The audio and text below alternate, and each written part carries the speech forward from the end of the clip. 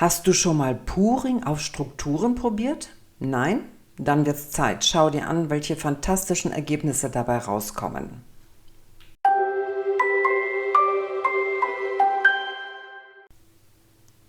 Mein Leinwandformat ist 80 x 80 cm, aber bevor ich damit starten kann, muss ich erstmal meine Spachtelmasse zurechtrühren und das wird Gesso sein.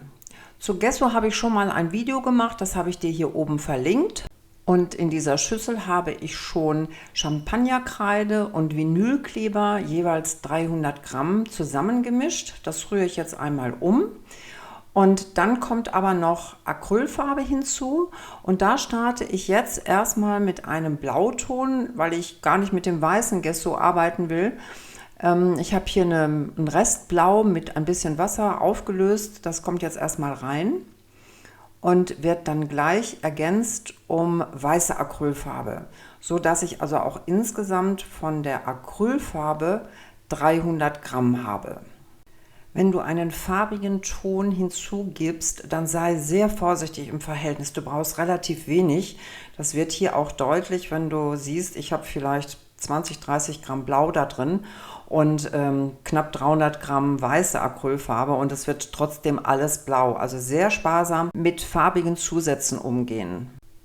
Ich habe dann gemerkt, dass mir dieses Blau doch ein bisschen zu babyblau ist und gebe jetzt noch ein ganz kleines bisschen Schwarz hinzu. Und auch da siehst du, gemessen an dieser großen Menge, die ich schon im Topf habe, ist es noch nicht mal ein Esslöffel voll Schwarz und der wird ausreichen, das Ganze also in eine gedeckte Farbe zu bringen. Und für den Auftrag als Spachtelmasse muss das noch nicht mal super untergerührt sein. Das darf ruhig ein bisschen scheckig auf die Leinwand. Ich gebe das jetzt direkt auf die Leinwand und werde das mit einem Mahlmesser verteilen. Du kannst davon ausgehen, dass dort, wo du etwas dicker die Masse aufträgst, wird sie auch eher ein bisschen reißen. Das ist aber auch alles, ansonsten sorge ich für eine relativ gleichmäßige Verteilung.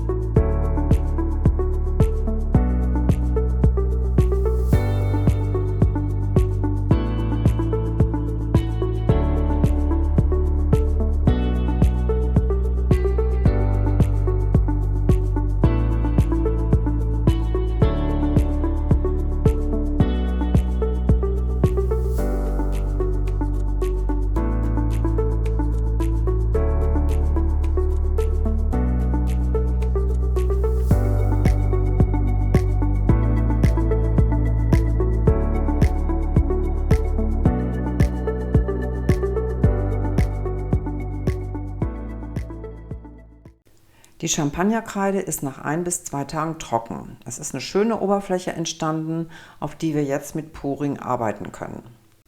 Ich habe meine Farben schon angesetzt. Das ist Blau mit Schwarz gemischt, also dass es ein dunkles Blau wird, dann ein reines Schwarz und zusätzlich noch Weiß.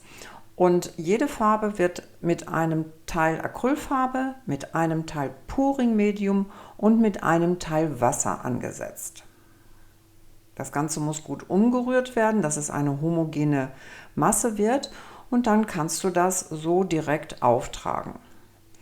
Im Gegensatz zu dem reinen Puring gieße ich also nicht, weil wir gar nicht so viel Farbe auf dem Untergrund brauchen, sondern ich trage das mit dem Löffel auf, setze die Farben nebeneinander und werde sie dann mit den Händen ineinander verreiben. Und deshalb trage ich auch die Handschuhe, weil ich also hier wirklich direkt in die Farbe reingreife und das also schon eine sehr farbintensive Angelegenheit wird.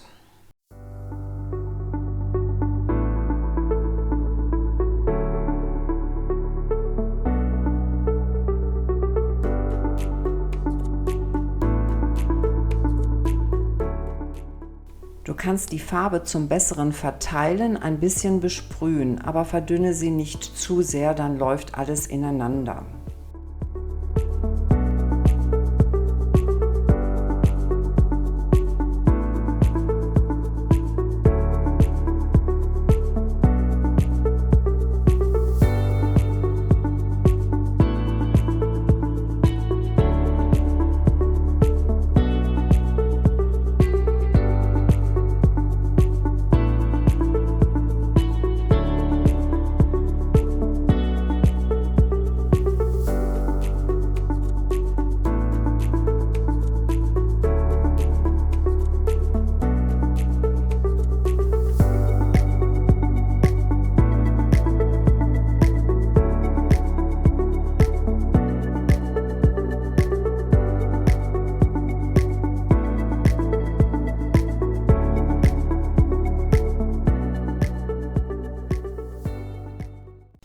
Diese Pouring-Schicht braucht mindestens einen Tag zum Trocknen.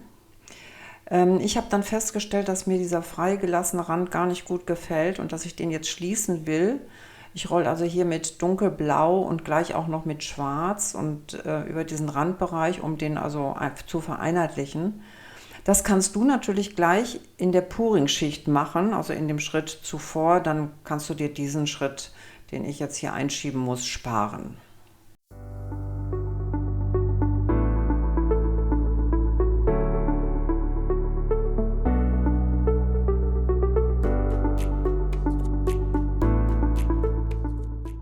Was du aber auch tun solltest, kümmere dich um die Ränder, dass die entsprechend schwarz eingefärbt sind.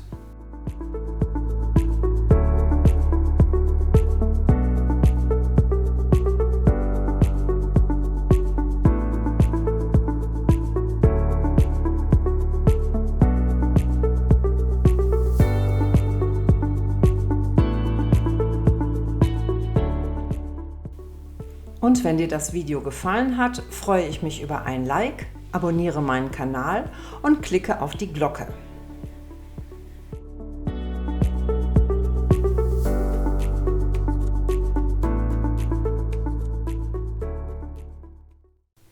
Die gerollte Farbe ist nach ein paar Stunden trocken und jetzt wird es glänzend. Ich habe hier einen Silberglitter und der wird jetzt einfach wie Salz auf das Bild gestreut. Macht das nicht zu gleichmäßig, das darf an einigen Stellen etwas mehr sein, das darf an einigen Stellen auch gar nicht sein. Lass dich da ein bisschen leiten, nur bitte nicht gleichmäßig einstäuben. Und wenn dieser Glitter auf dem Untergrund ist, du kannst den auch noch ein bisschen hin und her schieben mit einem Pinsel, dann muss das fixiert werden. Und dieses Fixieren kann ich dir hier im Video nicht zeigen, weil ich nämlich mit dem Bild noch eine zweite Lösung schaffen will, die du dann im nächsten Video sehen kannst. Das Fixieren des Bildes, das siehst du in dem hier oben verlinkten Video. Und da ist es genauso beschrieben, da geht es auch mit Silberglitter, also von daher klick dich einfach mal da rein, dann weißt du, wie es geht und kannst dein Bild in diesem Zustand fertig machen.